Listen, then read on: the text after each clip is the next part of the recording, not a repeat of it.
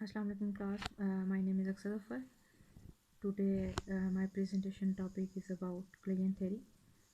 तो सबसे पहले हम देखते हैं और समझते हैं आसान लफ्ज़ों में कि क्लेन थ्योरी होती क्या है।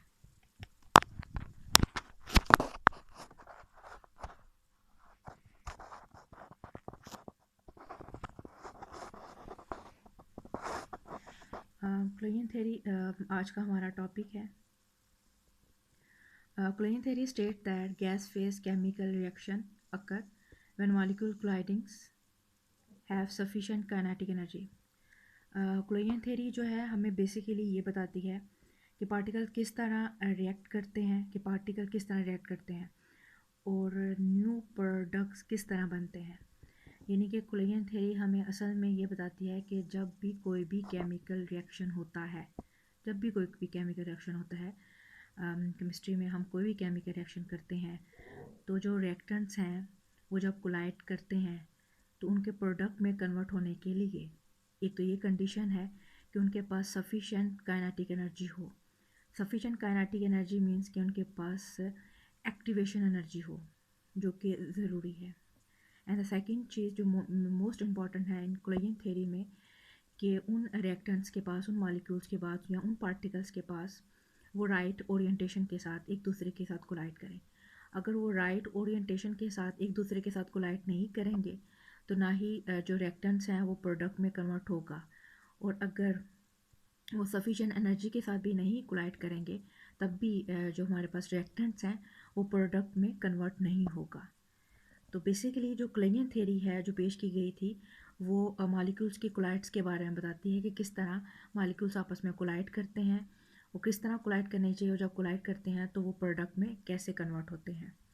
इसमें जो सबसे मेन इम्पॉर्टेंट चीज़ होती है एक्टिवेशन एनर्जी होती है। तो एक्टिवेशन एनर्जी क्या है? Activation energy is the energy required to proceed and reach the transition state.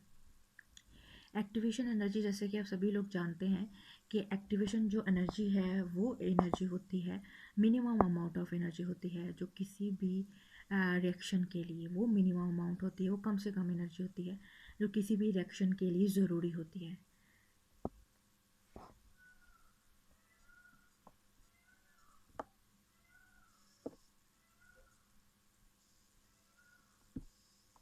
Reaction rate, क्योंकि ये क्लेन थ्योरी है, हमें रिएक्शन रेट, क्योंकि हम रिएक्शंस के बारे में पढ़ रहे हैं, reaction rate is defined as how quickly और how slowly a reaction take place. जो रिएक्शन रेट है हमें बताता है, हम रिएक्शन रेट से हम ये अंदाज़ा लगाते हैं, हम ये बता सकते हैं कि वो जो रिएक्टेंट्स हैं वो प्रोडक्ट में कितने तेज़ी के साथ और कितने स्लोली वो प्रोडक्ट में कन्वर्ट हो रहे हैं।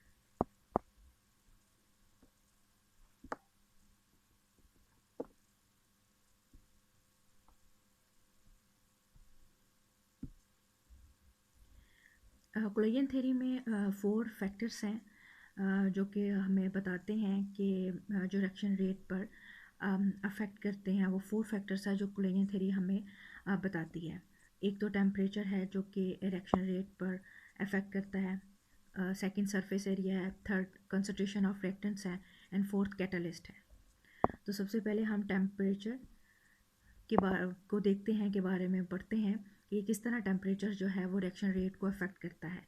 जैसे कि आप सभी लोग जानते हैं कि if the temperature is increased the reactant particles move more quickly, the reactant particles have more kinetic energy, the reaction rate increases. जैसे कि हम सभी लोग जानते हैं कि अगर जो है टेम्परेचर ज़्यादा होगा तो ज़्यादा रिएक्टेंट पार्टिकल जो हैं वो ज़्यादा फास्टली मूव करेंगे तो एक दूसरे के साथ कोलिजन ज़्यादा होगी, जिसकी वजह से उनकी काइनेटिक एनर्जी ज़्यादा होगी। काइनेटिक एनर्जी ज़्यादा होने की वजह से जो रिएक्शन रेट है वो इंक्रीज़ होगा, यानी कि ज़्यादा रिएक्टेंट से वो प्रोडक्ट में कन्वर्ट होंगे अगर हम टेम्परेचर को इंक्रीज़ कर दें। जैसे कि इस ग्राफ में देखा जा रहा है, ये रेट ऑफ रिएक्शन को एरो शो कर रहे हैं कि जैसे जैसे हम टेम्परेचर को बढ़ाते जा रहे हैं रेट ऑफ रिएक्शन भी फास्टर होता जा रहा है। ये आप एरो से ब्लू और रेड एरो जो है वो इस चीज़ को शो कर रहे हैं। सरफेस एरिया भी रिएक्शन रेट को इफ़ेक्ट करता है। सरफेस एरिया पर रिएक्शन रेट बहुत डिपेंड करता है। Larger surface area would have a larger space of collision between particles of a reaction. अगर हमारे पास सरफेस एरिया ज़्यादा होगा, पार्टिकल्स के दरमियान सरफेस एरिया ज़्यादा होगा, तो वो ज़्यादा बेहतर तरीके से और ज़्यादा कोलाइड करेंगे। लेकिन अगर उनके दरमियान सरफेस एरिया कम होगा तो वो ठीक तरह से कोलाइड नहीं कर सकेंगे और वो कम कोलाइड कर पाएंगे। जैसे कि आप लोग इस तस्वीर में देख सकते हैं कि लो सरफेस एरिया है और हाई सरफेस एरिया है। जहाँ पे लो सरफेस एरिया है वहाँ पे मॉलिक्यूल्स जो हैं वो कम कोलाइड कर रहे हैं, लेकिन जहाँ पे हाई सरफेस एरिया है वहाँ पे मॉलिक्यूल्स जो हैं वो ज़्यादा एक दूसरे के साथ कोलाइड कर रहे हैं।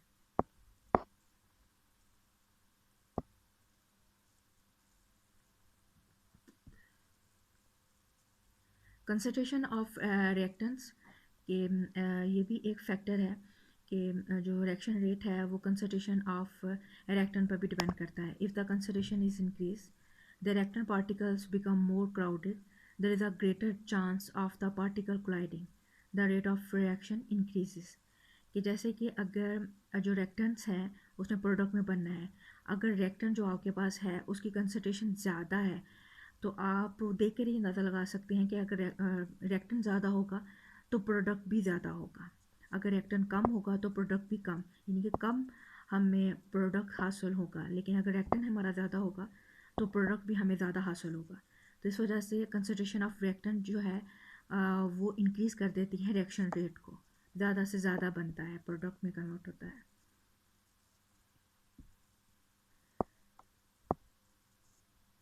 जैसे कि आप इस तस्वीर में देख सकते हैं लो कंसंट्रेशन है तो फ्यू कोलिजन हो रही है, कम मॉलिक्यूल एक दूसरे से टकरा रहे हैं, कम मॉलिक्यूल्स आपस में टकराएंगे तो कम प्रोडक्ट में कन्वर्ट होगा। हाई कंसंट्रेशन है, दूसरी आप साइड पे देख रहे हैं हाई हाई कंसंट्रेशन है तो मोर कोलिजन हो रही है, मोर कोलिजन होने की वजह से ज़्यादा प्रोडक्ट बनेगा।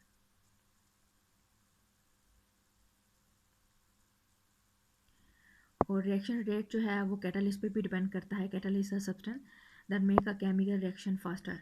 तो कैटालिस्ट जो होता है ये रिएक्शन जो रेट होता है हमारा ये कैटालिस्ट पर भी डिपेंड करता है।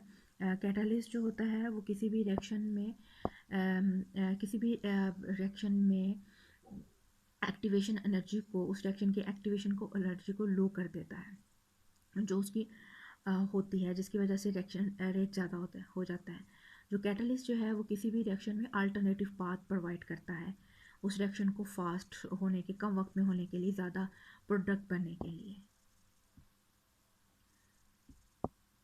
जैसे कि आप इस ग्राफ में देख सकते हैं कि एनर्जी है, अनकैटलाइज्ड जो रिएक्शन है उसमें जो पाथ है एक्टिवेशन एनर्जी का वो एक्टिवेशन एनर्जी ज़्यादा है। लेकिन जब हम कैटलिस्ट जो है उसमें यूज़ करते हैं इस रिएक्शन में तो वो उस जो है वो पाथ को, उसकी जो है एक्टिवेशन एनर्जी को कम कर देता है, जिसकी वजह से कम टाइम में और रिएक्शन रेट भी ज़्यादा हो जाता है। सो बेसिकली जो कोलिजन थ्योरी है वो इन्हीं 4 फैक्टर्स पे डिपेंड करती है। जो 4 फैक्टर्स हैं वो रिएक्शन रेट को कैसे इफ़ेक्ट करते हैं, इनके काम या ज़्यादा होने से रिएक्शन रेट इफ़ेक्ट होता है। ये कोलिजन थ्योरी हमें बताती है कि मॉलिक्यूल्स, कोलिजन थ्योरी हमें बताती है कि मॉलिक्यूल्स जो हुए हैं must collide with sufficient energy known as activation energy so that the molecules can break, कि उनके बॉन्ड जो हैं वो ब्रेक हो सकें, उन्हें वो आपस में कोलाइड करने चाहिए सफिशिएंट एनर्जी के साथ, मतलब कि उनके पास एनफ एक्टिवेशन एनर्जी होनी चाहिए, वो होनी चाहिए जो कि उनके बॉन्ड को ब्रेक कर सके। और जो मॉलिक्यूल्स हैं वो must collide with proper orientation, और प्रॉपर ओरिएंटेशन के साथ कोलाइड करेंगे और उनके पास सही एक्टिवेशन एनर्जी होगी, सफिशिएंट एनर्जी होगी, तभी जो है मॉलिक्यूल्स के बॉन्ड ब्रेक करेंगे, न्यू बॉन्ड्स बनेंगे और मॉलिक्यूल जो है रिएक्टेंट है वो प्रोडक्ट में कन्वर्ट होगा। सो बेसिकली जो कोलिजन थ्योरी हमें ये बताती है कि पार्टिकल किस तरह रिएक्ट करते हैं और न्यू प्रोडक्ट हैं वो किस तरह बनते हैं। Thank you so much. That's all my presentation.